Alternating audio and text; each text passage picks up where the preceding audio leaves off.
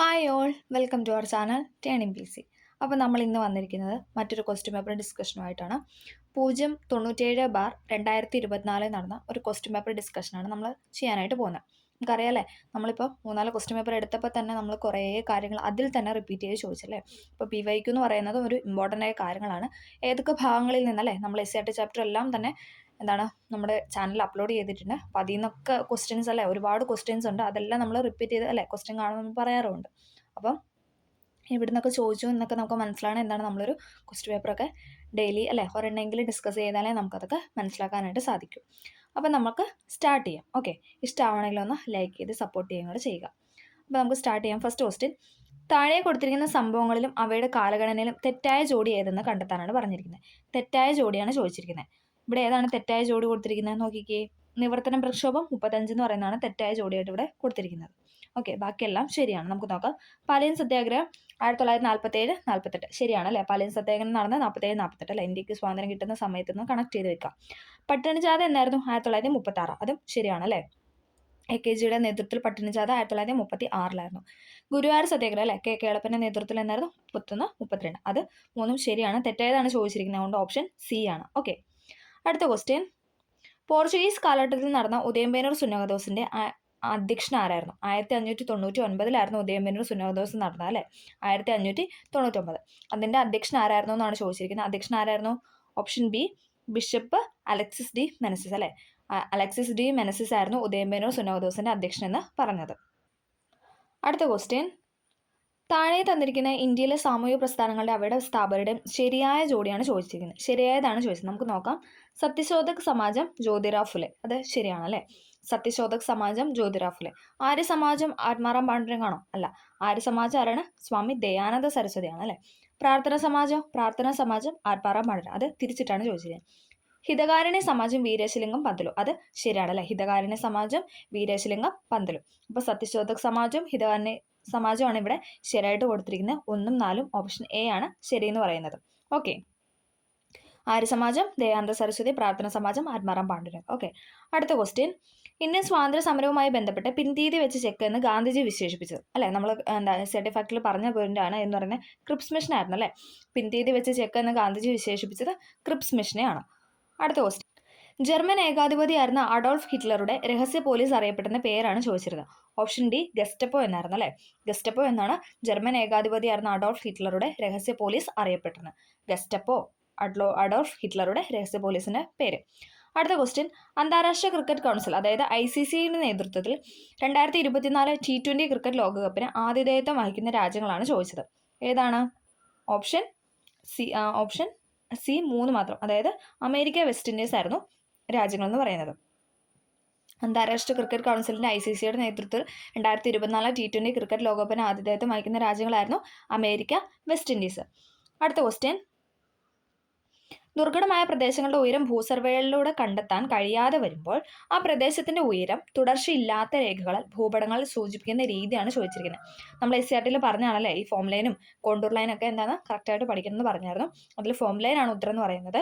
ദുർഘടമായ പ്രദേശങ്ങളുടെ ഉയരം ഭൂസർവേയിലൂടെ കണ്ടെത്താൻ കഴിയാതെ വരുമ്പോൾ ആ പ്രദേശത്തിന് ഉയരം തുടർച്ചയില്ലാതെ അല്ലേ ഇങ്ങനെ ഡോട്ട് ഇട്ടാൽ അല്ലേ ഇങ്ങനെ രേഖപ്പെടുത്തും. അതിനാണ് നമ്മൾ ഫോം ലൈൻ എന്ന് പറയുന്നത്.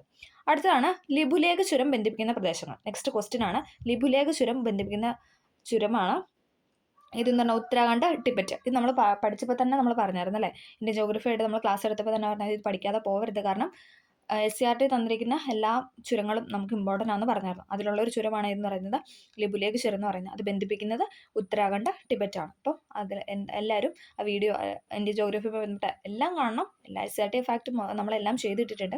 അതൊക്കെ കണ്ടു നോക്കി പഠിക്കാനായിട്ട് ശ്രമിക്കാം. അടുത്ത ക്വസ്റ്റ്യൻ, ഇന്ത്യയിലെ ഏറ്റവും ഉയരം കൂടിയ ചൂട് രേഖപ്പെടുത്തിയ സ്ഥലമാണ് ചോദിച്ചിരിക്കുന്നത്. ഏതാണ്? മങ്കേഷ്പൂർ, ഡൽഹിയാണ്. ഇന്ത്യയിലെ ഏറ്റവും കൂടുതൽ ചൂട് രേഖപ്പെടുത്തിയ സ്ഥലമാണ് മങ്കേഷ്പൂർ, ഡൽഹി എന്ന് പറയുന്നത്. അടുത്ത ക്വസ്റ്റ്യൻ, നിംബസ് മേഘങ്ങളുടെ പ്രത്യേകതകൾ ഉൾപ്പെടുത്തി ജോഡി തിരഞ്ഞെടുക്കാനാണ് പറഞ്ഞത്. അപ്പം നിംബസ് മേഘങ്ങളുടെ രീതിയിലാണ് നമ്മൾ ചെയ്യേണ്ടത്. ഓക്കെ, താഴ്ന്ന വിധാനത്തിൽ കാണപ്പെടുന്ന ഇരുണ്ട മേഘങ്ങളാണ് എന്ന് പറയുന്നത് നിംബസ് മേഘം. നിംബസ് മേഘം എപ്പോഴും ഇരുണ്ടതാണ്. അത് വെച്ചിട്ടൊന്ന് കണക്ട് ചെയ്ത് വെക്കാം. അതോടൊപ്പം എന്താണ് സൂര്യപ്രകാശത്തെ കടത്തിവിടാതെ ഇരുണ്ട നിറത്തിലാണ് കാണപ്പെടുന്നത്. സൂര്യപ്രകാശത്തെ കടത്തിവിടാതെ ഇരുണ്ട നിറത്തിലാണ് കാണപ്പെടുന്നത്. ഓപ്ഷൻ ഡി ആണ് ആൻസർ എന്ന് പറയുന്നത്. താഴ്ന്ന വിധാനത്തിൽ കാണപ്പെടുന്ന ഇരുണ്ട മേഘങ്ങൾ, അതോടൊപ്പം എന്താണ് സൂര്യപ്രകാശത്തെ കടത്തിവിടാതെ ഇരുണ്ട നിറത്തിൽ കാണപ്പെടുന്നത് അല്ലെ. ഇരുണ്ട എന്ന് പറയുമ്പോൾ തന്നെ നമുക്ക് ആ രണ്ടെണ്ണം കണക്ട് ചെയ്യാം. അതാണ് നിംബസ് മേഘങ്ങളുടെ പ്രത്യേകത. ഓക്കെ, താഴ്ന്ന വിധാനത്തിൽ കാണപ്പെടുന്ന ഇരുണ്ട മേഘങ്ങൾ സൂര്യപ്രകാശത്തെ കടത്തിവിടാതെ ഇരുണ്ട നിറത്തിലാണ് കാണപ്പെടുന്നത്. അടുത്ത ക്വസ്റ്റ്യൻ, കാഞ്ചൻജംഗയെക്കുറിച്ചുള്ള വിശേഷണങ്ങളിൽ ശരിയായത് തിരഞ്ഞെടുക്കാനാണ് പറഞ്ഞത്. ശരിയായതാണ് ഇവിടെ ചോദിച്ചിരിക്കുന്നത്. നോക്കിക്കേ, ലോകത്തിലെ ഏറ്റവും ഉയരം കൂടിയ മൂന്നാമത്തെ കൊടുമുടി. ശരിയാണ് അല്ലേ. ലോകത്തിലെ ഏറ്റവും ഉയരം കൂടിയ മൂന്നാമത്തെ കൊടുമുടിയാണ് എന്താണ് കാഞ്ചൻജംഗ എന്ന് പറയുന്നത്. കൊടുമുടിയുടെ ശൃംഗത്തിൽ ചവിട്ടരുത് എന്ന വ്യവസ്ഥയോടെ പർവ്വതാരോഹരെ കയറ്റിവിടുന്ന കൊടുമുടിയാണ് എന്ന് പറയുന്നത് കാഞ്ചൻജംഗ എന്ന് പറയുന്നത്. കൊടുമുടികളുടെ ശൃംഗത്തിൽ ചവിട്ടരുത് എന്ന വ്യവസ്ഥയോടെ പർവ്വതാരോഹരെ കയറ്റിവിടുന്ന കൊടുമുടിയാണ് എന്ന് പറഞ്ഞാൽ കാഞ്ചൻജംഗ എന്ന് പറയുന്നത്. ആ രണ്ട് സ്റ്റേറ്റ്മെന്റാണ് ശരി. ഓപ്ഷൻ എ ആണ് ആൻസർ എന്ന് പറയുന്നത്. ലോകത്തിലെ ഏറ്റവും ഉയരം കൂടിയ മൂന്നാമത്തെ കൊടുമുടികളുടെ ശൃംഗത്തിൽ ചവിട്ടരുത് എന്ന വ്യവസ്ഥയുടെ പർവ്വതാരോഹരെ കയറ്റിവിടുന്നു. അടുത്ത ക്വസ്റ്റ്യൻ, താഴെ കൊടുത്തിട്ട് ശരിയായ ജോഡി കണ്ടെത്താനാണ് പറഞ്ഞിരിക്കുന്നത്. ശരിയായ ജോഡി എന്ന് പറയുന്നത് ഇതിനകത്ത് ഒരു ഓപ്ഷനേ ഉള്ളൂ, ബി. അലമാട്ടി ഡാം എവിടെയാണ് സ്ഥിതി ചെയ്യുന്നത്? കർണാടകയിലാണ്. ഏത് നദിയിലാണെന്ന് വെച്ചാൽ കൃഷ്ണ നദിയിലാണ്. അലമാട്ടി ഡാം കർണാടകയിലാണ്, കൃഷ്ണ നദിയിലാണ്. അടുത്ത ക്വസ്റ്റ്യൻ, ഇന്ത്യൻ കാർഷിക ഉൽപ്പന്ന കയറ്റുമതിയിൽ ആദ്യത്തെ 3 സ്ഥാനത്ത് നിൽക്കുന്ന കാർഷിക വിളകൾ താഴെ നൽകുന്നു. ശരിയായ ക്രമം കണ്ടെത്താനാണ് പറഞ്ഞിരിക്കുന്നത്. ഓപ്ഷൻ ബി ആണ്.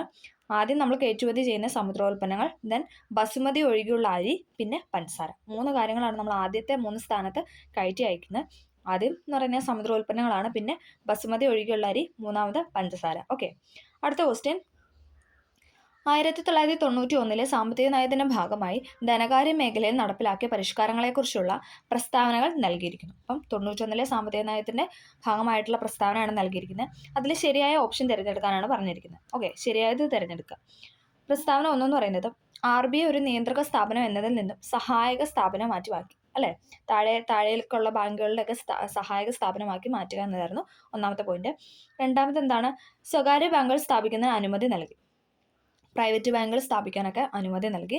മൂന്നാമത്തെ സ്റ്റേറ്റ്മെന്റ് എന്താണ്, ബാങ്കുകളിലെ വിദേശ നിക്ഷേപ പരിധി 75% ഉയർത്തി. ബാങ്കുകളിലെ വിദേശ നിക്ഷേപ പരിധി എന്താണ് 75% ഉയർത്തി. ഓക്കെ, ഇതിൽ ഈ 3 സ്റ്റേറ്റ്മെന്റും ശരിയാണ്. ഓക്കെ, 1991 സാമ്പത്തിക നയത്തിന്റെ ഭാഗമായി ധനകാര്യ മേഖലയിൽ നടപ്പിലാക്കിയ പരിഷ്കാരങ്ങളെക്കുറിച്ചുള്ള പ്രസ്താവനയാണ് നൽകിയിരിക്കുന്നത്. RBI ഒരു നിയന്ത്രക സ്ഥാപനം എന്നതിൽ നിന്ന് എന്താണ് സഹായക സ്ഥാപനമാക്കി മാറ്റി. പിന്നെ സ്വകാര്യ ബാങ്കുകൾ സ്ഥാപിക്കുന്നതിന് അനുമതി നൽകി. ബാങ്കുകളിലെ വിദേശ നിക്ഷേപ പരിധി 75% ഉയർത്തി. ആ 3 സ്റ്റേറ്റ്മെന്റും ശരിയാണ്.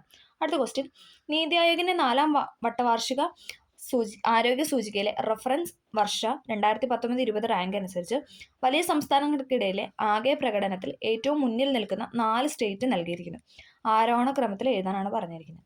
എന്താണ് നൽകിയിരിക്കുന്നത്? നീതി ആയോഗിന്റെ 4ാം വട്ട വാർഷിക ആരോഗ്യ സൂചികയിലെ റഫറൻസ് വർഷം 2019-20 റാങ്ക് അനുസരിച്ച് വലിയ സംസ്ഥാനങ്ങൾക്കിടയിലെ ആകെ പ്രകടനത്തിൽ ഏറ്റവും മുൻപന്തിയിൽ നിൽക്കുന്ന സ്റ്റേറ്റ് ആണ് കൊടുത്തിരിക്കുന്നത്. ഏതാണ്? എ ആണല്ലേ. കേരളം, ദെൻ തമിഴ്നാട്, തെലുങ്കാന, ആന്ധ്രാപ്രദേശ്. അത് പഠിക്കണം. കേരളം, തമിഴ്നാട്, തെലുങ്കാന, ആന്ധ്രാപ്രദേശ്. ഓക്കെ, അടുത്ത ക്വസ്റ്റ്യൻ, 2ാം പഞ്ചവത്സര പദ്ധതിയുമായി ബന്ധപ്പെട്ട് താഴെ നൽകിയിരിക്കുന്നത് ശരി അല്ലാത്ത വസ്തുതയാണ് തിരഞ്ഞെടുക്കുന്നത്. ശരി അല്ലാത്തതാണ് ചോദിച്ചിരിക്കുന്നത്. നമുക്ക് നോക്കാം. അടിസ്ഥാന വ്യവസായങ്ങൾക്ക് പ്രാധാന്യം നൽകി. 2ാം പഞ്ചവത്സര പദ്ധതി വ്യവസായ പദ്ധതി തന്നെയാണ് അറിയപ്പെടുന്നത് അല്ലേ. അടിസ്ഥാന വ്യവസായങ്ങൾക്ക് പ്രാധാന്യം നൽകി. ശരിയാണ്. പൊതുമേഖലയ്ക്ക് കൂടുതൽ പ്രാധാന്യം നൽകി. ശരിയാണ്. മഹലനോബിസ് മോഡലിനെ അടിസ്ഥാനം അല്ലേ, PC മഹലനോബിസ് മോഡൽ എന്നൊക്കെയാണ് നമ്മൾ പറയുന്നത് അല്ലേ. മഹലനോബിസ് മോഡലിനെ അടിസ്ഥാനമാക്കിയാണ് പ്ലാൻ നടപ്പിലാക്കിയത്. ആ 3 സ്റ്റേറ്റ്മെന്റ് ആണ് ശരി. പക്ഷെ ഇവിടെ ചോദിച്ചിരിക്കുന്നത് തെറ്റായതാണ്, ശരിയല്ലാത്ത. ഈ ബി ആണ് തെറ്റെന്ന് പറയുന്നത്. ഓക്കെ, അടിസ്ഥാന വ്യവസായങ്ങൾക്ക് പ്രാധാന്യം നൽകി, പൊതുമേഖലയ്ക്ക് കൂടുതൽ പ്രാധാന്യം നൽകി, മഹലനോബിസ് മോഡലിനെ അടിസ്ഥാനമാക്കിയുള്ള പ്ലാനാണ് നടപ്പിലാക്കിയത്. അത് 3 ശരിയെന്ന് പറഞ്ഞു. അടുത്ത ക്വസ്റ്റ്യൻ, റിസർവ് ബാങ്കിന്റെ പണനയവുമായി ബന്ധപ്പെട്ട് താഴെ നൽകിയിരിക്കുന്ന പ്രസ്താവനകളെക്കുറിച്ചുള്ള ശരിയായ ഓപ്ഷൻ തിരഞ്ഞെടുക്കാനാണ് പറഞ്ഞിരിക്കുന്നത്. നമുക്ക് നോക്കാം. അതിൽ എ ആണ് ശരിയെന്ന് പറയുന്നത്. 1ഉം 2ഉം ശരി, 3 ശരിയല്ല. നമുക്ക് നോക്കാം. വാണിജ്യ ബാങ്കുകൾക്ക് വായ്പ നൽകുമ്പോൾ റിസർവ് ബാങ്ക് ഈടാക്കുന്ന നിരപ്പാണ് റിപ്പോ റേറ്റ് എന്ന് പറഞ്ഞാൽ. അത് ശരിയാണ് അല്ലേ. വാണിജ്യ ബാങ്കുകൾക്ക്, അതായത് RBIയുടെ താഴെ കീഴിലുള്ള വാണിജ്യ ബാങ്കുകൾക്ക് വായ്പ റിസർവ് ബാങ്ക് കൊടുക്കുമ്പോൾ റിസർവ് ബാങ്കിന് അതായത് തിരിച്ച് ഈടാക്കുന്നതാണ് റിപ്പോ റേറ്റ് എന്ന് പറയുന്നത്. ഇനി അടുത്ത സ്റ്റേറ്റ്മെന്റ് നോക്കിയേ, വാണിജ്യ ബാങ്കുകളിൽ നിന്ന് വായ്പ എടുക്കും. അപ്പോൾ ഇനി തിരിച്ച് റിസർവ് ബാങ്ക് എന്താ ചെയ്യണേ, വാണിജ്യ ബാങ്കിൽ നിന്ന് കടമെടുക്കുന്നു. അപ്പോൾ അവർക്ക്, അതായത് ആ വാണിജ്യ ബാങ്കിന് RBI കൊടുക്കേണ്ടതാണ് റിവേഴ്സ് റിപ്പോ റേറ്റ് എന്ന് പറയുന്നത്. അതും ശരിയാണ്. അതായത് RBIക്ക് ഇവർ നിരക്ക് കൊടുക്കുകയാണെങ്കിൽ അത് റിപ്പോ റേറ്റും, ഇനി RBI തിരിച്ച് വാണിജ്യ ബാങ്കിന് കൊടുക്കുകയാണെങ്കിൽ അത് റിവേഴ്സ് റിപ്പോ, തിരിച്ചു കൊടുക്കുമല്ലോ, അപ്പോൾ റിവേഴ്സ് എന്ന് ഓർക്കുക, റിവേഴ്സ് റിപ്പോ റേറ്റ്. അടുത്ത ക്വസ്റ്റ്യൻ, ഹരിത വിപ്ലവത്തിന്റെ ഫലങ്ങളിൽ ഉൾപ്പെടാത്തത് കണ്ടെത്തി എഴുതാനാണ് പറഞ്ഞിരിക്കുന്നത്. നോക്കിക്കേ, ഉൾപ്പെടാത്തതാണ് തൊഴിൽ ലഭ്യത കുറഞ്ഞു. തൊഴിൽ ലഭ്യത സത്യത്തിൽ കൂടുകയാണല്ലോ ചെയ്തത്. നമുക്ക് നോക്കാം. ഭക്ഷ്യധാന്യ ഉൽപ്പാദനത്തിൽ സ്വയം പര്യാപ്തത കൈവരിച്ചു. ശരിയാണല്ലേ. ഭക്ഷ്യധാന്യ ഉൽപ്പാദനത്തിൽ എന്താണ് സ്വയം പര്യാപ്തത കൈവരിച്ചു. ഭക്ഷ്യധാന്യങ്ങളുടെ വില കുറഞ്ഞു. ശരിയാണല്ലേ. ഭക്ഷ്യധാന്യങ്ങളുടെ വില കുറഞ്ഞു. കാർഷിക ഉൽപ്പാദനക്ഷമത വർദ്ധിച്ചു. ഈ 3 സ്റ്റേറ്റ്മെന്റാണ് ശരി. തൊഴിൽ ലഭ്യത കുറഞ്ഞു, ഇല്ല, കൂടുകയാണല്ലോ ചെയ്തത്. കുറേ ആളുകൾക്ക് തൊഴിൽ ലഭിക്കുകയാണ് ചെയ്തത് അല്ലേ. ഓക്കെ. ഭക്ഷ്യധാന്യ ഉൽപ്പാദനത്തിൽ സ്വയം പര്യാപ്തത കൈവരിച്ചു. ഭക്ഷ്യധാന്യങ്ങളുടെ വില കുറഞ്ഞു. കാർഷിക ഉൽപ്പാദനക്ഷമത വർദ്ധിച്ചു. ഇവിടെ ഉൾപ്പെടാത്തതാണ് ചോദിച്ചിരിക്കുന്നത്. അപ്പോൾ ഓപ്ഷൻ ഡി ആണ് ആൻസർ എന്ന് പറയുന്നത്. അടുത്ത ക്വസ്റ്റ്യൻ, താഴെ നൽകിയിരിക്കുന്ന പട്ടികയിൽ 2021-22 മൊത്തം കൂട്ടിച്ചേർത്ത മൂല്യത്തിലേക്കുള്ള GVA വിവിധ മേഖലകളിലെ സംഭാവന നൽകിയിരിക്കുന്നു. ഓരോന്നിൻ്റെയും യഥാർത്ഥ മൂല്യം കണ്ടെത്തി കോളം എ കോളം ബിയുമായി യോജിപ്പിക്കാനാണ് പറഞ്ഞിരിക്കുന്നത്. നമുക്ക് നോക്കാം. ഉത്തരം എന്ന് പറയുന്നത് സി ആണ്. 19 സി ആണ്. ഒന്നെന്ന് പറയുന്നത് ഏതാണ്? പ്രാഥമിക മേഖല 21%. ഇനി ദ്വിതീയ മേഖല അത് തന്നെയാണ് അല്ലേ. 26.5. തൃതീയ മേഖല എന്താണ്? 52. ഏറ്റവും കൂടുതൽ എന്താണ്? ശരിക്കും ഏറ്റവും കൂടുതൽ സംഭാവന നൽകുന്ന തൃതീയ മേഖലയാണ് അല്ലേ, സേവന മേഖലയാണ്. ഇനി അതിന് രണ്ടാമത് നിൽക്കുന്ന എന്താണ്? ദ്വിതീയ മേഖലയാണ്. ഇനി ഏറ്റവും താഴേക്ക്, അതായത് ഏറ്റവും കുറവ് സംഭാവന നൽകുന്ന ആരാണ്? പ്രാഥമിക മേഖല അല്ലെ, കാർഷിക മേഖലയാണ് ഏറ്റവും കുറവ് സംഭാവന നൽകുന്നത്. ഓക്കെ. തൃതീയ മേഖലയാണ് കൂടുതൽ, സേവന മേഖലയാണ് കൂടുതൽ, ദ്വിതീയ രണ്ടാമത്തെ മേഖലയാണ് എന്ന് പറയുന്നത് രണ്ടാം സ്ഥാനത്ത് നിൽക്കുന്നത്. പ്രാഥമിക മേഖലയാണ് ഏറ്റവും കുറവ് സംഭാവന നൽകുന്നത്. അടുത്ത ക്വസ്റ്റ്യൻ, ഇന്ത്യൻ ഭരണഘടനയിലെ നിർദ്ദേശക തത്വങ്ങളുമായി ബന്ധപ്പെട്ട തെറ്റായ പ്രസ്താവനയാണ് ചോദിച്ചിരിക്കുന്നത്. തെറ്റായതാണ് ചോദിച്ചിരിക്കുന്നത്. ഭരണഘടനയിലെ 15 വകുപ്പുകൾ 36 വകുപ്പ് മുതൽ 51 വകുപ്പ് വരെ നിർദ്ദേശക തത്വങ്ങളെക്കുറിച്ച് പ്രതിപാദിക്കുന്നു. തെറ്റാണല്ലേ. അതാണ് തെറ്റെന്ന് പറയുന്നത്. നമ്മളോട് തെറ്റാണ് ചോദിച്ചിരിക്കുന്നത്. അപ്പോൾ നമുക്ക് ആദ്യത്തെ സ്റ്റേറ്റ്മെന്റ് വായിക്കുമ്പോൾ തന്നെ തെറ്റെന്ന് മനസ്സിലായി അല്ലേ. നിർദ്ദേശക തത്വത്തിന് ആശയം കടമെടുത്ത ഐറിഷ് ഭരണഘടനയിൽ നിന്നല്ല, അയർലൻഡിൽ നിന്നാണ് എടുത്തിരിക്കുന്നത്. ശരിയാണ്. നിർദ്ദേശക തത്വങ്ങളെ വകുപ്പ് 45 രാജ്യത്ത് നടപ്പിലാക്കി. നിർദ്ദേശക തത്വങ്ങളുടെ വകുപ്പ് 45 രാജ്യത്ത് നടപ്പിലാക്കി. ശരിയാണ്. നിർദ്ദേശക തത്വങ്ങൾ ന്യായവാദങ്ങൾ അല്ല. നിർദ്ദേശത്വം ന്യായവാദം അല്ലേ, നമുക്ക് കോടതിയിൽ പോയിട്ട് അത് നേടിയെടുക്കാനായിട്ട് സാധിക്കില്ല അല്ലേ. ആ 3 സ്റ്റേറ്റ്മെന്റാണ് ശരി എന്ന് പറയുന്നത്. തെറ്റെന്ന് പറയുന്നത് ഏതാണ്? ഒന്നാമത്തെ സ്റ്റേറ്റ്മെന്റ് ആണ്. അടുത്ത ക്വസ്റ്റ്യൻ, താഴെ തന്നിരിക്കുന്ന ശരിയായ പ്രസ്താവന. ശരിയായതാണ് ചോദിച്ചിരിക്കുന്നത്. ഇതിൽ ഓപ്ഷൻ ബി ആണ് ശരി എന്ന് പറയുന്നത്. നമുക്ക് നോക്കാം. രാഷ്ട്രപതി പാർലമെന്റിലെ അംഗമാണ്. തെറ്റാണല്ലേ. രാഷ്ട്രപതി നമ്മൾ അവിഭാജ്യ ഘടകമാണെന്നാണ് പറഞ്ഞിരിക്കുന്നത്. പാർലമെന്റിലെ അംഗമാണെന്ന് നമ്മൾ പറഞ്ഞിട്ടില്ല. ഉപരാഷ്ട്രപതി പാർലമെന്റിലെ അംഗമാണ്. അത് ശരിയാണ്. ലോക്സഭ സ്പീക്കർക്ക് വീറ്റോ അധികാരമുണ്ട്. തെറ്റാണ്. ഉപരാഷ്ട്രപതി ആകാൻ 30 വയസ്സ് പൂർത്തിയാവണം. അതും തെറ്റാണ്. 35 വയസ്സല്ലേ പൂർത്തിയാവേണ്ടത്. അപ്പം ഓപ്ഷൻ ബി 2 മാത്രമാണ് ശരിയായത്. ഓക്കെ. ശരിയായ പ്രസ്താവന ഓപ്ഷൻ ബി ആണ്. അടുത്ത ക്വസ്റ്റ്യൻ, ഇന്ത്യൻ ഭരണഘടനയിലെ മൗലിക കടമകളെക്കുറിച്ച് തന്നിരിക്കുന്ന പ്രസ്താവനയിൽ തെറ്റായ പ്രസ്താവനയാണ് ചോദിച്ചിരിക്കുന്നത്. മൗലിക കടമകളെക്കുറിച്ചുള്ള തെറ്റായ പ്രസ്താവന നോക്കിക്കേ. 6 മുതൽ 18 വയസ്സ് വരെ പ്രായമുള്ള കുട്ടികളെ സ്കൂളിൽ അയക്കേണ്ടത് എല്ലാ രക്ഷകർത്താക്കളുടെയും കടമയാണ്. 6 മുതൽ 18 ആണോ 14 ആണോ? അത് തെറ്റാണല്ലേ. അപ്പം നമുക്ക് ആദ്യം തന്നെ മനസ്സിലാക്കുക തെറ്റാണ്. അപ്പോൾ 1 തെറ്റാണ് കിട്ടി. പക്ഷെ ഇവിടെ 2 ഓപ്ഷനകത്ത് 1 ഉണ്ട്. ബിക്കകത്തുണ്ട്, സിക്കകത്ത്. ഇനി നമുക്ക് അടുത്ത് നോക്കാം. പൊതുസ്വത്ത് സംരക്ഷിക്കുക, അക്രമം ഒഴിവാക്കുക. അത് ശരിയാണല്ലേ. പൊതുസ്വത്ത് ഒഴിവാക്കുക, അക്രമം ഒഴിവാക്കുക. പൊതുസ്വത്ത് സംരക്ഷിക്കുക, അക്രമം ഒഴിവാക്കുക. അടുത്ത ക്വസ്റ്റ്യൻ, അടുത്ത സ്റ്റേറ്റ്മെന്റ്, ശാസ്ത്രബോധവും മനുഷ്യത്വവും വളർത്തിയെടുക്കുക. ശരിയാണല്ലേ. ശാസ്ത്രബോധവും മനുഷ്യത്വവും വളർത്തിയെടുക്കുക. ആവശ്യപ്പെടുമ്പോൾ രാജ്യത്തെ സംരക്ഷിക്കുകയും ദേശീയ സേവനങ്ങൾ നൽകുകയും ചെയ്യും. അതും ശരിയാണല്ലേ. 3 കാര്യങ്ങൾ ശരിയാണ്. അപ്പോൾ നമുക്ക് ഒന്നെന്നുള്ള സ്റ്റേറ്റ്മെന്റ് മാത്രമാണ് തെറ്റ്. അപ്പോൾ ഓപ്ഷൻ സി ആണ് ആൻസർ എന്ന് പറയുന്നത്. 6 മുതൽ 18 വയസ്സ് വരെയല്ല, 14 വയസ്സ് വരെയാണ്. ഓക്കെ. പൊതുസ്വത്ത് സംരക്ഷിക്കുക, അക്രമം ഒഴിവാക്കുക, ശസ്ത്രബോധവും മനുഷ്യത്വവും വളർത്തിയെടുക്കുക, ആവശ്യപ്പെടുമ്പോൾ രാജ്യത്തെ സംരക്ഷിക്കുകയും ദേശീയ സേവനങ്ങൾ നൽകുകയും ചെയ്യുക എന്നതാണ് മൗലിക കടമകളെക്കുറിച്ച് തന്നിരിക്കുന്ന പ്രസ്താവന എന്ന് പറയുന്നത്. അടുത്ത ക്വസ്റ്റ്യൻ, കേന്ദ്ര മന്ത്രിസഭയുമായി ബന്ധപ്പെട്ട ശരിയായ പ്രസ്താവന. കേന്ദ്ര മന്ത്രിസഭയുമായിട്ട് ശരിയായ പ്രസ്താവനയാണ് ചോദിച്ചിരിക്കുന്നത്. ഒരു വകുപ്പിന്റെയും സ്വതന്ത്ര ചുമതല ലഭിക്കാത്ത മന്ത്രിമാരാണ് ഉപമന്ത്രിമാർ. ശരിയാണല്ലേ. ഒരു വകുപ്പിന്റെയും ചുമതല ഇല്ല, അവർക്ക് സ്വതന്ത്രമായിട്ട്, അത് ഇന്ന വകുപ്പ് എന്ന് പറഞ്ഞിട്ട് ആ വ്യക്തിക്ക് കൊടുത്തിട്ടില്ല. അതാണ് എന്തെന്ന് പറഞ്ഞാൽ ഉപമന്ത്രിമാരെന്ന് പറയുന്നത്. ഒരു വകുപ്പിന്റെയും സ്വതന്ത്ര ചുമതല ലഭിക്കാത്ത മന്ത്രിമാരാണ് എന്തെന്ന് പറയുന്നത്? ഉപമന്ത്രിമാരെന്ന് പറയുന്നത്. അത് ശരിയാണ്. നിർമ്മല സീതാരാമൻ, അമിത്ഷാ തുടങ്ങിയവർ ക്യാബിനറ്റ് മന്ത്രിമാരാണ്. അത് ശരിയാണ് കേട്ടോ. 1, 3 ആണ് ഇവിടെ ശരി. ഡി ആണ് ശരി. ഏറ്റവും പ്രധാനപ്പെട്ട വകുപ്പുകളുടെ സ്വതന്ത്ര ചുമതലയുള്ള മന്ത്രിമാണ് സഹമന്ത്രി. അത് തെറ്റാണ്. ഇന്ത്യയിലെ മന്ത്രിമാരിൽ ഏറ്റവും ഉയർന്ന റാങ്കിലുള്ള സഹമന്ത്രി. തെറ്റാണ്. ഏറ്റവും ഉയർന്ന റാങ്കിലുള്ളവർ എന്താണ്? ക്യാബിനറ്റ് മന്ത്രിമാരാണ് അല്ലേ. അപ്പോൾ അത് തെറ്റാണ്. അപ്പോൾ ഇവിടെ ചോദിച്ചിരിക്കുന്ന ശരിയായ പ്രസ്താവനയാണ്. 1, 3 ആണ് ഇവിടെ ശരിയായിട്ട് കൊടുത്തത്. ഒരു വകുപ്പിനെ സ്വതന്ത്ര ചുമതല ലഭിക്കാത്ത മന്ത്രിമാരാണ് ഉപമന്ത്രിമാർ. അതോടൊപ്പം നിർമ്മല സീതാരാമൻ, അമിത്ഷാ തുടങ്ങിയവർ ക്യാബിനറ്റ് മന്ത്രിമാരാണ്. അത് 2 സ്റ്റേറ്റ്മെന്റാണ് ശരിയെന്ന് പറയുന്നത്. അടുത്ത ക്വസ്റ്റ്യൻ, ഇന്ത്യയിലെ ഉപരാഷ്ട്രമന്ത്രിമാരെ കാലഗണനാ ക്രമത്തിൽ എഴുതാനാണ് പറഞ്ഞിരിക്കുന്നത്. ഓപ്ഷൻ ബി ആണ്. ആദ്യം വി വി ഗിരി, ദെൻ ആരാണ്?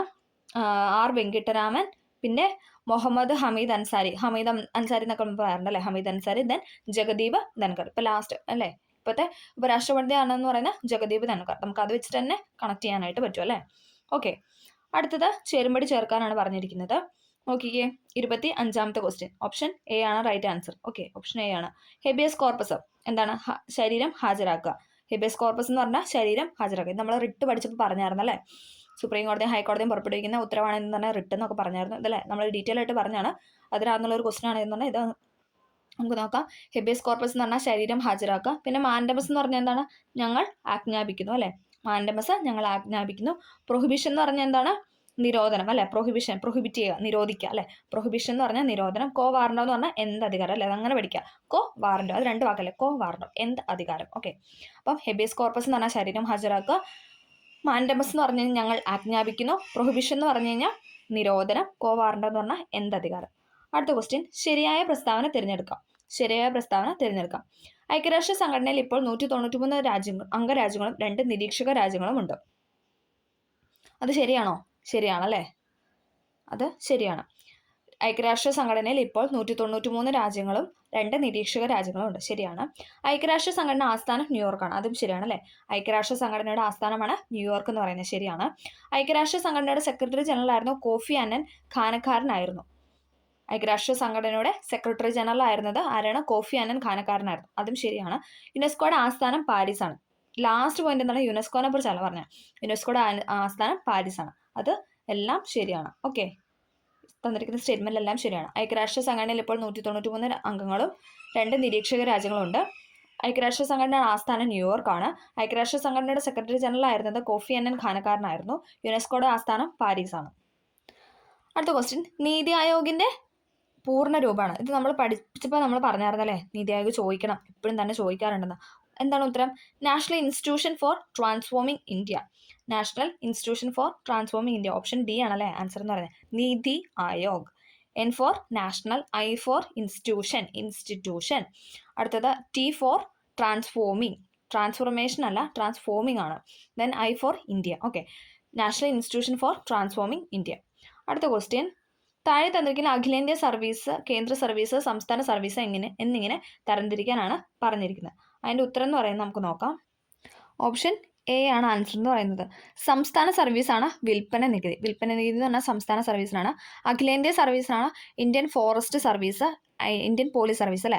IFSഉം പിന്നെ എന്താണ് IPSഉം ഒക്കെ അഖിലേന്ത്യാ സർവീസുകാരാണ് അല്ലേ, ആ ഒരു കാര്യം എന്ന് പറയുന്നത്. ഇനി കേന്ദ്ര സർവീസ്, സെൻട്രൽ ഗവൺമെന്റിന്റെ ആണെങ്കിൽ ഏതാണ്? ഇന്ത്യൻ തപാൽ സർവീസും റെയിൽവേയും അല്ലേ.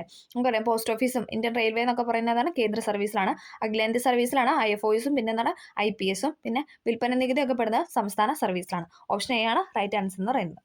അടുത്ത ക്വസ്റ്റ്യൻ, 73ാം ഭരണഘടനാ ഭേദഗതിയുമായി ബന്ധപ്പെട്ട തെറ്റായ പ്രസ്താവന. നമ്മൾ പഠിപ്പിച്ചപ്പോൾ പറഞ്ഞായിരുന്നു 73, 74 പഠിക്കാതെ പോകരുതെന്ന് പറഞ്ഞായിരുന്നു അല്ലേ. 73ാം ഭരണഘടനാ ഭേദഗതിയുമായി ബന്ധപ്പെട്ട തെറ്റായ പ്രസ്താവനയാണ് അടുത്ത ക്വസ്റ്റ്യൻ എന്ന് പറയുന്നത്. നമുക്ക് നോക്കാം.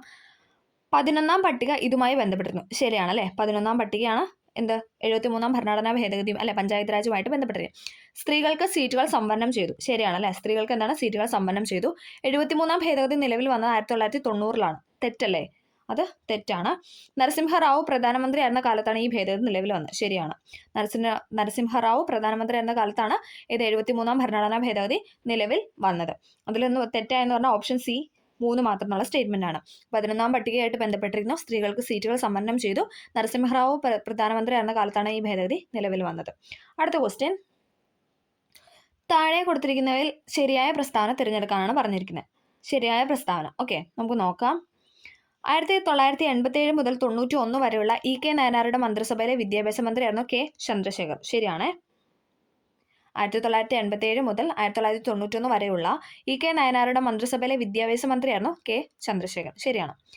കേരള മന്ത്രിസഭയിലെ ആദ്യത്തെ വിദ്യാഭ്യാസ മന്ത്രിയായിരുന്നു ജോസഫ് മുണ്ടശ്ശേരി. നമുക്കറിയാലോ, ആദ്യത്തെ നമ്മുടെ എഡ്യൂക്കേഷൻ മിനിസ്റ്റർ ആയിരുന്നു പറയുന്നത് ജോസഫ് മുണ്ടശ്ശേരി. ശരിയാണ്. 2011 മുതൽ 2016 വരെയുള്ള ഉമ്മൻചാണ്ടി മന്ത്രിസഭയിലെ വിദ്യാഭ്യാസ മന്ത്രിയായിരുന്നു PK അബ്ദുറപ്പ്. ശരിയാണല്ലേ. 2011 മുതൽ 2016 വരെയുള്ള ഉമ്മൻചാണ്ടി മന്ത്രിസഭയിലെ വിദ്യാഭ്യാസ മന്ത്രിയായിരുന്നു ആരെന്ന് പറയുന്നത് PK അബ്ദുറപ്പ് എന്ന് പറയുന്നത്. അപ്പോൾ ഈ 3 സ്റ്റേറ്റ്മെന്റ് ആണ് ശരി എന്ന് പറയുന്നത്. ഓപ്ഷൻ ഡി ആണ് ആൻസർ എന്ന് പറയുന്നത്. ഓക്കെ, 1987 മുതൽ 91 വരെയുള്ള EK നയനാരുടെ മന്ത്രിസഭയിലെ വിദ്യാഭ്യാസ മന്ത്രിയായിരുന്നു K ചന്ദ്രശേഖർ. അല്ല, ഓരോ കാലഘട്ടത്തിലെ എന്താണ് വിദ്യാഭ്യാസ മന്ത്രിനെ കുറിച്ചല്ല പറഞ്ഞത്. കേരള മന്ത്രിസഭയിൽ ആദ്യത്തെ വിദ്യാഭ്യാസ മന്ത്രിയായിരുന്നു ജോസഫ് മുണ്ടശ്ശേരി. 2011 മുതൽ 16 വരെയുള്ള ഉമ്മൻചാണ്ടി മന്ത്രിസഭയിലെ വിദ്യാഭ്യാസ മന്ത്രിയായിരുന്നു PK അബ്ദുറബ്ബ്.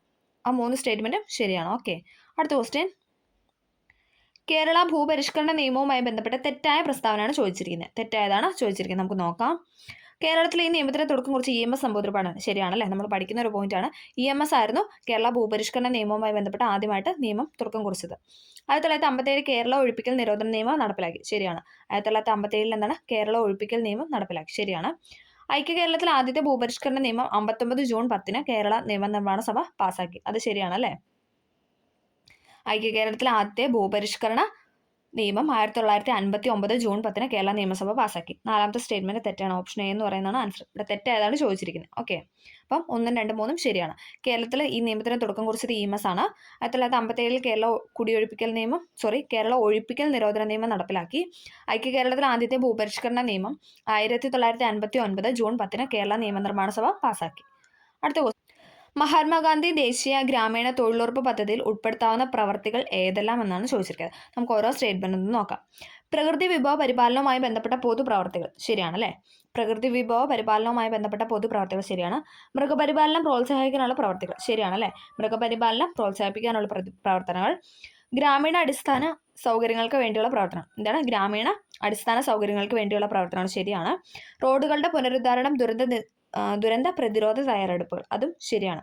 റോഡുകളുടെ പുനരുദ്ധാരണം ദുരന്ത പ്രതിരോധ തയ്യാറെടുപ്പുകൾ. ഈ 4 സ്റ്റേറ്റ്മെന്റും ശരിയാണ്. പ്രകൃതി വിഭവ പരിപാലനവുമായി ബന്ധപ്പെട്ട പൊതുപ്രവർത്തികൾ, മൃഗപരിപാലനം പ്രോത്സാഹിപ്പിക്കാനുള്ള പ്രവർത്തികൾ, ഗ്രാമീണ അടിസ്ഥാന സൗകര്യങ്ങൾക്ക് വേണ്ടിയുള്ള പ്രവർത്തനങ്ങൾ, റോഡുകളുടെ പുനരുദ്ധാരണം ദുരന്ത പ്രതിരോധ തയ്യാറെടുപ്പുകൾ. ഇതൊക്കെ എന്താണ് മഹാത്മാഗാന്ധി ദേശീയ ഗ്രാമീണ തൊഴിലുറപ്പ് പദ്ധതിയിൽ ഉൾപ്പെടുത്താവുന്ന പ്രവർത്തികളാണ്. അപ്പോൾ ഓപ്ഷൻ ഡി ആണ് അല്ലേ. ഇതെല്ലാം ശരിയാണ്. അടുത്തത് ചേരുംപടി ചേർക്കാനാണ് പറഞ്ഞിരിക്കുന്നത്. നോക്കിക്കേ, ഓപ്ഷൻ സി ആണ് ഉത്തരം എന്ന് പറയുന്നത്. നമുക്ക് നോക്കാം. ധനകാര്യ കമ്മീഷനെ കുറിച്ച് പറയുന്ന വകുപ്പാണ് എന്ന് 300A എന്ന് പറയുന്നത് അല്ലേ. 280 എന്ന് പറയുന്നത്. സോറി. ധനകാര്യ കമ്മീഷനെ കുറിച്ച് പറയുന്നതാണ് 280. സ്വത്തവകാശം ആയിരുന്നല്ല 300. മാറിപ്പോയി. സ്വത്തവകാശത്തെ കുറിച്ച് പറയുന്നതാണ് 300A എന്ന് പറയുന്നത്. രാഷ്ട്രപതിയുടെ ഇംപീച്ച്മെന്റ് ഏതാണ്? 61ാം വകുപ്പ്. ദെൻ ഹൈക്കോടതിയുടെ റിട്ട് അധികാരം 226 അല്ലേ. സുപ്രീം കോടതിയാണ് 32, ഹൈക്കോടതി ആണെങ്കിൽ 226 അല്ലേ. ഒന്നുകൂടെ നോക്കിക്കേ. ധനകാര്യ കമ്മീഷനെ കുറിച്ച് പറയുന്ന ആർട്ടിക്കിളാണ് 280. സ്വത്തവകാശത്തെക്കുറിച്ച് പറയുന്നതാണ് 300A അല്ലേ. നമ്മൾ സ്വത്തവകാശം നീക്കം ചെയ്തായിരുന്നു. 44ാം ഭേദഗതി പ്രകാരം അല്ലേ നമ്മൾ നീക്കം ചെയ്തത്. അത് എങ്ങോട്ടാണ് മാറ്റിയത്? 300Aയിലോട്ട് മാറ്റി. രാഷ്ട്രപതിയുടെ ഇംപീച്ച്മെന്റ് ആണ് 61.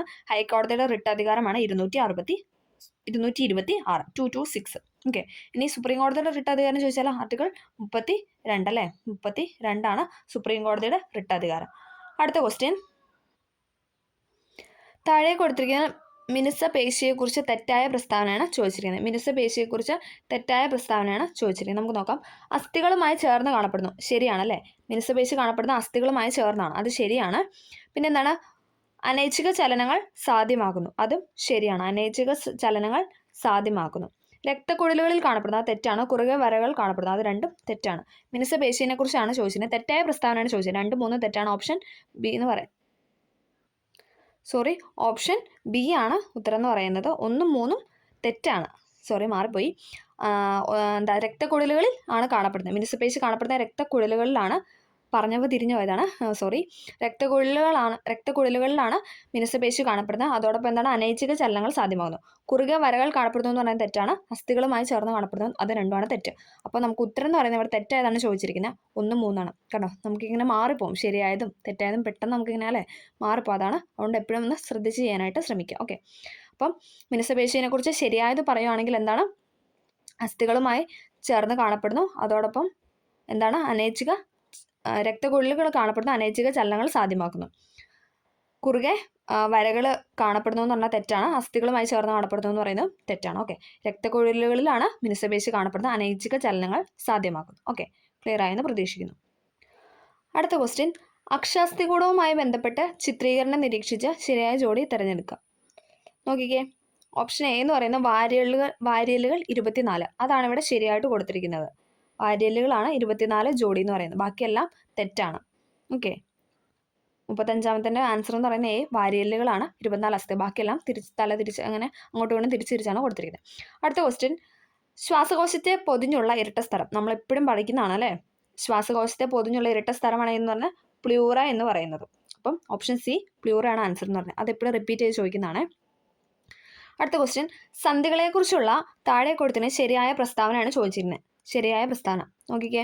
വിജാഗിരി സന്ധി കാൽമുട്ടിൽ കാണപ്പെടുന്നു. അത് മാത്രമാണ് ഇവിടെ ശരിയായിട്ട് കൊടുത്തിരിക്കുന്നത്. വിജാഗിരി സന്ധി കാൽമുട്ടിലാണ് കാണപ്പെടുന്നത്. ഓപ്ഷൻ എ ആണ് ശരി എന്ന് പറയുന്നത്. ഓക്കെ, ശരിയായ പ്രസ്താവനയാണ് ചോദിച്ചിരിക്കുന്നത്.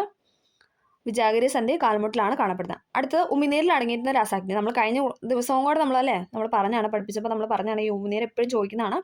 ഉമിനീരിൽ അടങ്ങിയിരുന്ന രാസാഗ്നിയാണ് ലൈസോസോം എന്ന് പറയുന്നത്. ഓക്കെ, ഇവിടെ ലൈസോസോം എന്നാണ് കൊടുത്തിരിക്കുന്നത്. ശരിക്കും ലൈസോസൈം ആണല്ലേ, പക്ഷേ ലൈസോസോം ആണ് ഇവിടെ കൊടുത്തിരിക്കുന്നത്. ഓക്കെ, PC ഉത്തരം തന്നതും അതാണ്. ഓക്കെ, അടുത്തത് രക്തം കട്ട പിടിക്കലിൻ്റെ ശരിയായ ക്രമമാണ് ചോദിച്ചിരിക്കുന്നത്. രക്തം കട്ട പിടിക്കലിൻ്റെ ശരിയായ ക്രമമാണ് ചോദിച്ചിരിക്കുന്നത്. നമുക്ക് നോക്കാം ഏതാണ്. ആദ്യം ത്രോംബോപ്ലാസ്റ്റ് എന്ന രാസാഗ്നി ഉണ്ടാകുന്നു, ദെൻ പ്രോത്രോമിൻ ത്രോംബിനാവുന്നു, ഫൈബ്രിനോജൻ ഫൈബ്രിൻ നാരുകളാവുന്നു. അതാണ് ഓപ്ഷൻ ഡി ആണ്. 3, 2, 1 ക്രമം എന്ന് പറഞ്ഞാൽ. ആദ്യത്തെ ക്രമം എന്ന് പറഞ്ഞാൽ ത്രോംബോപ്ലാസ്റ്റ് എന്ന രാസാഗ്നി ആദ്യം ഉണ്ടാകുന്നു, then prothrombin ത്രോംബിനാവുന്നു, then fibrinogen fibrin നാരുകളുണ്ടാക്കി അല്ലേ. നമുക്കറിയാം നമ്മുടെ മുറിവൊക്കെ വന്നു കഴിഞ്ഞാൽ നമ്മുടെ ലാസ്റ്റ് ഒരു അത് ഉണങ്ങുന്ന ആ ഒരു സമയത്ത് ഇങ്ങനെ നൂല് പോലെ നമുക്ക് ഇങ്ങനെ കാണാനല്ലേ, ചെറുതായിട്ട് നമുക്ക് കാണാനായിട്ട് പറ്റും. കുറച്ച് വലിയ മുറിവൊക്കെയാണ് നമുക്ക് കാണാൻ പറ്റുന്നത്. കുഞ്ഞു മുറിവാണെങ്കിൽ നമുക്ക് പെട്ടെന്ന് അത് കാണാനായിട്ട് പറ്റത്തില്ല അല്ലേ. കുറച്ച് വലിയ മുറിവൊക്കെ ആണെങ്കിൽ നമുക്ക് അവിടെ ഇങ്ങനെ ഒരു നാരൊക്കെ വന്നിങ്ങനെ മൂടി അല്ലേ, അവിടെ ഇങ്ങനെ നമ്മുടെ സ്കിൻ ഇങ്ങനെ വന്നതായിട്ട് നമുക്ക് ഫീൽ ചെയ്യും. ഓക്കെ, അടുത്ത ക്വസ്റ്റ്യൻ, ഇന്ത്യൻ TB റിപ്പോർട്ട് 2023 അനുസരിച്ച് ഇന്ത്യയിൽ ഏറ്റവും കൂടുതൽ TB HIV ഇൻഫെക്ഷൻ കേസുകളുള്ള സംസ്ഥാനമാണ് ചോദിച്ചിരിക്കുന്നത്. ഏതാണ്? മഹാരാഷ്ട്രയാണ് ഉത്തരം എന്ന് പറയുന്നത്. Option C Maharashtra. ഓക്കെ, ഇന്ത്യയിൽ TB റിപ്പോർട്ട് 2023 അനുസരിച്ച് ഇന്ത്യയിൽ ഏറ്റവും കൂടുതൽ TB HIV ഇൻഫെക്ഷൻ കേസുള്ള സംസ്ഥാനമാണ് മഹാരാഷ്ട്ര. അടുത്ത ക്വസ്റ്റ്യൻ, ഇപ്പോഴത്തെ കേന്ദ്ര ആരോഗ്യ മന്ത്രി, ഈ എക്സാം നടന്ന സമയത്ത് മൻസുഖ് മാണ്ഡവ്യയാണ്. ഇപ്പം അത് മാറിയിട്ടുണ്ട്. ഓക്കെ, ആ സമയത്ത് മൻസുഖ് മാണ്ഡവ്യായിരുന്നു. ഓക്കെ, ഇപ്പം നിലവിൽ JP നഡ്ഡ ആണല്ലേ. മൻസുഖ് മാണ്ഡവ്യ മാറി ഇപ്പം കേന്ദ്രമന്ത്രി, അതായത് കേന്ദ്ര ആരോഗ്യമന്ത്രി എന്ന് ചോദിച്ചു കഴിഞ്ഞാൽ ആരാണ്? JP നഡ്ഡയാണ് അല്ലേ. 2024 ഇലക്ഷൻ പ്രമാണിച്ച് എന്താണ്? JP നഡ്ഡയായിട്ട് മാറി. അടുത്ത ക്വസ്റ്റ്യൻ, ഒരു വസ്തുവിൽ അടങ്ങിയിരിക്കുന്ന ദ്രവ്യത്തിൻ്റെ അളവാണ് എന്തെന്ന് പറയുന്നത്? മാസ് എന്ന് പറയുന്നത് അല്ലേ. ഓപ്ഷൻ ബി മാസാണ് ഒരു വസ്തുവിൽ അടങ്ങിയിരിക്കുന്ന ദ്രവ്യത്തിൻ്റെ അളവെന്ന് പറയുന്നത്. ഒരു വസ്തുവിൽ അടങ്ങിയിരിക്കുന്ന ദ്രവ്യത്തിൻ്റെ അളവാണ് മാസ് എന്ന് പറയുന്നത്. അടുത്ത ക്വസ്റ്റ്യൻ, ദർപ്പണത്തിൻ്റെ പ്രതിപതന തലത്തിന് മധ്യബിന്ദു എന്നാണ്. ദർപ്പണത്തിൻ്റെ പ്രതിപതന തലത്തിൻ്റെ മധ്യബിന്ദുവാണ് എന്തെന്ന് പോൾ എന്ന് പറയുന്നത്. ഓപ്ഷൻ സി പോളാണ് ആൻസർ എന്ന് പറയുന്നത്. അടുത്ത ക്വസ്റ്റ്യൻ, ലോഹങ്ങളെ അടിച്ചു പരത്തി കനം കുറഞ്ഞ തകിടുകളാക്കി മാറ്റുന്ന സവിശേഷത. ലോഹങ്ങളെ അടിച്ച് പരത്തി കനം കുറഞ്ഞ തകിടുകളാക്കി മാറ്റുന്ന സവിശേഷതയാണ് മാലിയബിലിറ്റി എന്ന് പറയുന്നത് അല്ലേ. മാലിയബിലിറ്റി, സ്വർണ്ണമൊക്കെ നമ്മൾ പഠിച്ചിട്ടുണ്ട് അല്ലേ. മാലിയബിലിറ്റി കൂടിയ മൂലം എന്നൊക്കെ പറഞ്ഞ് നമ്മൾ പഠിച്ചിട്ടുണ്ട്. ലോഹങ്ങളെ അടിച്ചു പരത്തി കനം കുറഞ്ഞ തകിടുകളാക്കി മാറ്റുന്ന സവിശേഷതയാണ് മാലിയബിലിറ്റി. സൗരയൂഥത്തിലെ ഏറ്റവും ചെറിയ ഗ്രഹമാണ് അടുത്ത ക്വസ്റ്റ്യൻ. ഏതാണ്? ബുധനാണ് അല്ലേ. സൗരയൂഥത്തിലെ ഏറ്റവും ചെറിയ ഗ്രഹമാണ് ബുധൻ. ഓക്കെ, 2023 ഭൗതികശാസ്ത്രത്തിൽ നൊബേൽ സമ്മാനം ലഭിച്ചത് ഏത് മേഖലയിലെ കണ്ടുപിടുത്തത്തിനാണ്? ഏത് മേഖലയിലെ കണ്ടുപിടുത്തത്തിനാണ് ഭൗതിക നൊബേൽ സമ്മാനം ലഭിച്ച? പ്രകാശം. ഓപ്ഷൻ ബി പ്രകാശമാണ്. അടുത്ത ക്വസ്റ്റ്യൻ, P1V1 = P2V2 എന്ന സമവാക്യം ഏത് വാതക നിയമത്തെ സൂചിപ്പിച്ചിരിക്കുന്നു? ബോയിൽസ് ലോ ആണ്. ഓപ്ഷൻ ബി ബോയിൽസ് ലോ ആണ്. P1V1 = P2V2 എന്ന സമവാക്യം ബോയിൽസ് ലോ നിയമവുമായിട്ട് ബന്ധപ്പെട്ടിരിക്കുന്നു. അടുത്ത ക്വസ്റ്റ്യൻ, ഏത് ലോഹം പ്രധാന ഘടകമായിട്ടുള്ള മിശ്രലോഹത്തെയാണ് അമാൽഗം എന്ന് പറയുന്നത്? ഏതാണ്? മെർക്കുറിയാണ്. ഓപ്ഷൻ സി മെർക്കുറിയാണ്. ഏത് ലോഹം പ്രധാന ഘടകമായുള്ള മിശ്രലോഹത്തെയാണ് നമ്മൾ അമാൽഗം എന്ന് പറയുന്നതെന്ന് ചോദിച്ചാൽ മെർക്കുറിയാണ്. ഐസോട്ടോണിക് ലൈനുകളുടെ ഡാഷ തുല്യമായിരിക്കും. എന്തായിരിക്കും? ഓസ്മോട്ടിക് മർദ്ദമാണ്. ഐസോട്ടോണിക് ലൈനുകളുടെ ഓസ്മോട്ടിക് മർദ്ദം എന്താണ്? തുല്യമായിരിക്കും. ഐസോട്ടോണിക് ലൈനുകളുടെ ഓസ്മോട്ടിക് മർദ്ദം തുല്യമായിരിക്കും. അടുത്ത question, biochemical oxygen demand BOD, biochemical oxygen demand എന്നത് ജലത്തിൻ്റെ ഗുണനിലവാരം സൂചിപ്പിക്കാൻ വ്യാപകമായി ഉപയോഗിക്കുന്ന ഒരു പരിശോധനയാണ്. കുടിവെള്ളത്തിൻ്റെ BOD, ബയോകെമിക്കൽ ഓക്സിജൻ ഡിമാൻഡ് എത്രയാണെന്നാണ് ചോദിച്ചിരിക്കുന്നത്. എത്രയാണ്? 1 to ppm. 1 to 2 ppm എന്നാണ് കുടിവെള്ളത്തിൻ്റെ BOD എന്ന് പറയുന്നത്. ബയോകെമിക്കൽ ഓക്സിജൻ്റെ ഡിമാൻഡ് നമ്മുടെ കുടിവെള്ളത്തിൻ്റെ ഇത് പറയുകയാണെങ്കിൽ എത്രയാണ്? 1 to 2 ppm. ഓക്കെ, അടുത്ത ക്വസ്റ്റ്യൻ, ബ്ലൂ ബേബി സിൻഡ്രോം എന്ന അവസ്ഥയ്ക്ക് കാരണമായ ലവണം ഏതാണ്? ബ്ലൂ ബേബി സിൻഡ്രോം എന്ന അവസ്ഥയ്ക്ക് കാരണമായ ലവണമാണ് ഇതെന്ന് പറഞ്ഞാൽ നൈട്രേറ്റ് എന്ന് പറയുന്നത്. ബ്ലൂ ബേബി സിൻഡ്രോം എന്ന അവസ്ഥയ്ക്ക് കാരണമായ ലവണമാണ് നൈട്രേറ്റ്. കേരള കലാമണ്ഡലത്തിൻ്റെ സ്ഥാപകൻ ആരാണ്? അടുത്ത ക്വസ്റ്റ്യൻ ആണ്. കേരള കലാമണ്ഡലത്തിൻ്റെ സ്ഥാപകനാണ് വള്ളത്തോൾ നാരായണ മേനോൻ. കേരള കലാമണ്ഡലത്തിൻ്റെ സ്ഥാപകനാണ് വള്ളത്തോൾ നാരായണ മേനോൻ. ഒളിമ്പിക്സിൽ ഏറ്റവും കൂടുതൽ സ്വർണ്ണ മെഡൽ നേടിയ കായിക താരം ഏതാണെന്നാണ് ചോദിച്ചിരിക്കുന്നത്. ആരാണ്? മൈക്കിൾ ഫെൽപ്സ് ആണ് ഒളിമ്പിക്സിൽ ഏറ്റവും കൂടുതൽ സ്വർണ്ണ മെഡൽ നേടിയ കായിക താരം. ഇന്ത്യയിൽ നിന്നൊന്നും ചോദിച്ചിട്ടില്ല അല്ലേ, ജസ്റ്റ് ഒളിമ്പിക്സിൽ ഏറ്റവും കൂടുതൽ മെഡൽ നേടിയ സ്വർണ്ണ മെഡൽ നേടിയ കായിക താരമാണ് ചോദിച്ചിട്ടുണ്ടെങ്കിൽ മൈക്കിൾ ഫെൽപ്സ് ആണ്. ഓക്കെ, അടുത്ത ക്വസ്റ്റ്യൻ, KC ലേഖ ഏത് കായിക മേഖലയിലാണ് തൻ്റെ വ്യക്തിമുദ്ര പതിപ്പിച്ചത്? ഏതാണ്? ബോക്സിംഗ് ആണ്. KC ലേഖ ഏത് കായിക മേഖലയിലാണ് തൻ്റെ വ്യക്തിമുദ്ര പതിപ്പിച്ചിട്ടുള്ളതെന്ന് ചോദിച്ചാൽ ബോക്സിംഗ് ആണ്. അടുത്തത്, ഫയദോർ ദസ്തവേസ്കിയുടെ ജീവിതത്തെ അടിസ്ഥാനമാക്കി പെരുമ്പടവൻ ശ്രീധരൻ രചിച്ച നോവലിൻ്റെ പേരാണ് ചോദിച്ചിരിക്കുന്നത്. ഏതാണ്? ഒരു സങ്കീർത്തനം പോലെ. ഫയദോർ ദസ്തയോവ്സ്കിയുടെ ജീവിതത്തെ അടിസ്ഥാനപ്പെടുത്തി പെരുമ്പടവം ശ്രീധരൻ രചിച്ച നോവലാണ് ഒരു സങ്കീർത്തനം പോലെ എന്ന് പറയുന്നത്. അടുത്ത ക്വസ്റ്റ്യൻ, ഇലഞ്ഞിത്തറ മേളം ഏത് ഉത്സവവുമായി ബന്ധപ്പെട്ടതാണ്?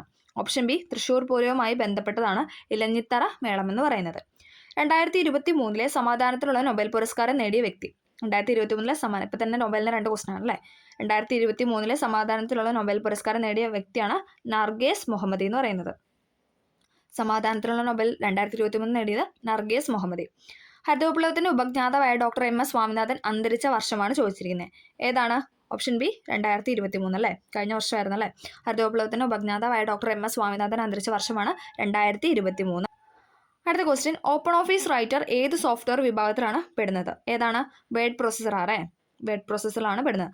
ഓപ്പൺ ഓഫീസ് റൈറ്റർ ഏത് സോഫ്റ്റ്വെയർ വിഭാഗത്തിലാണെന്ന് ചോദിച്ചാൽ വേർഡ് പ്രോസസ്സർ. ഓക്കെ, അടുത്ത ക്വസ്റ്റ്യൻ, കേബിൾ TV നെറ്റ്വർക്കിന് ഉദാഹരണമാണ് ചോദിച്ചിരിക്കുന്നത്. മാൻ അല്ലേ, metropolitan area network. Cable TV നെറ്റ്വർക്കിന് ഉദാഹരണമാണ് മാൻ, MAN, മാൻ, മെട്രോപൊളിറ്റൻ ഏരിയ നെറ്റ്വർക്ക്. അടുത്ത ക്വസ്റ്റ്യൻ, 2 KB = ഡാഷ് ബൈറ്റ്സ്. എത്രയാണ്? 2 KB = ഡാഷ് ബൈറ്റ്സ് എന്ന് പറഞ്ഞാൽ 2048 അല്ലേ. 1024 എന്ന് പറയുന്നതാണ് 1 KB എന്ന് പറയുന്നത് അല്ലേ. 1024 ബൈറ്റ്സ് ആണ് 1 KB. അപ്പം 2 KB എന്ന് പറയുമ്പോൾ എത്ര ഇരട്ടി വരും അല്ലേ, 2048 ബൈറ്റ്സ് ആണ് 2 KB. ആദ്യത്തെ L1 ദൗത്യത്തിൽ ഉപയോഗിച്ച റോക്കറ്റ് ഏതാണ്?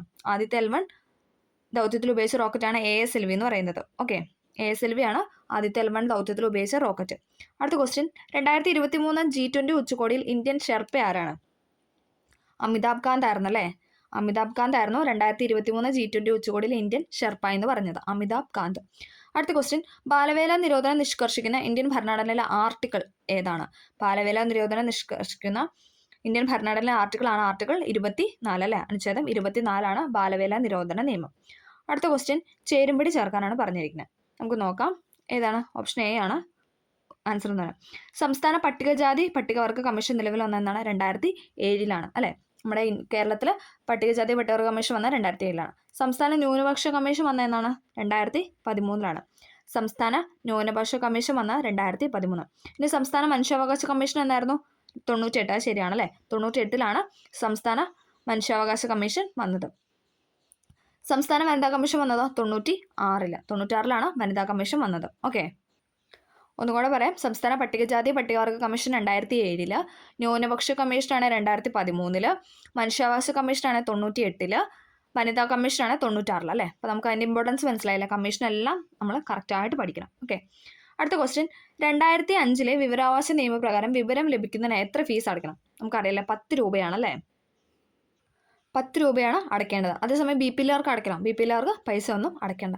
അല്ലാത്ത വിഭാഗത്തിൽപ്പെട്ടവരാണ് ഈ വിവരാവകാശം ലഭിക്കാനായിട്ട് 10 രൂപ അടയ്ക്കേണ്ടത്. അടുത്ത ക്വസ്റ്റ്യൻ, 2019 ഉപഭോക്തൃ സംരക്ഷണ നിയമത്തിനെ കുറിച്ചുള്ള പ്രസ്താവനയിൽ ശരിയായതാണ് ചോദിച്ചിരിക്കുന്നത്. ശരിയായ പ്രസ്താവനയാണ് ചോദിച്ചിരിക്കുന്നത്. നമുക്ക് നോക്കാം. ഉപഭോക്താവിന് ഓൺലൈനായി പരാതി നൽകാം. ശരിയാണല്ലേ. ഉപഭോക്താവിന് എന്താണ് 2019 ഉപഭോക്തൃ സംരക്ഷണ നിയമം അനുസരിച്ച് ഓൺലൈനായിട്ട് എന്താണ് നമുക്ക് പരാതി നൽകാം. ഇനി എന്താണ്? ഉപഭോക്താവിന് അയാൾ താമസിക്കുന്ന സ്ഥലത്ത് പരാതി നൽകാം അല്ലേ. നമ്മൾ താമസിക്കുന്ന സ്ഥലത്ത് നമുക്ക് പരാതി നൽകാം. അതിൽ ഉത്തരം എന്ന് പറയുന്നത് 1ഉം 2ഉം ശരിയാണ്. ഓക്കെ, ഓപ്ഷൻ ബി 1ഉം 2ഉം ആണ് ശരി. ഉപഭോക്താവിന് ഓൺലൈനായിട്ട് പരാതി നൽകാം.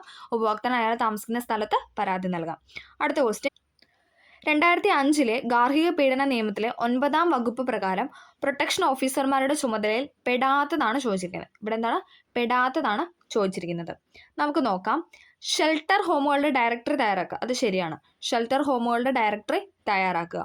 ഗാർഹിക അതിക്രമത്തിന് ഇരയായവർക്ക് സാമ്പത്തിക സഹായത്തിനുള്ള ഉത്തരവ് പുറപ്പെടുവിക്കും. ഉത്തരവ് പുറപ്പെടുവിക്കാൻ അവർക്ക് അധികാരമില്ല. പ്രൊട്ടക്ഷൻ ഓഫീസർമാർക്ക് ഉത്തരവ് പുറപ്പെടുവിക്കാൻ അധികാരമില്ല. ഗാർഹിക അതിക്രമത്തിന് ഇരയായവർക്ക് വൈദ്യസഹായം നൽകുക, അത് ശരിയാണ്. ഗാർഹിക അതിക്രമത്തിന് ഇരയായവർക്ക് സൗജന്യ നിയമസഹായം ഉറപ്പുവരുത്തുക, അതും ശരിയാണ്. അപ്പം ചുമതലയിൽ പെടാത്താണ് ചോദിച്ചത്, നമ്മുടെ ഓപ്ഷൻ ബി ആണ്.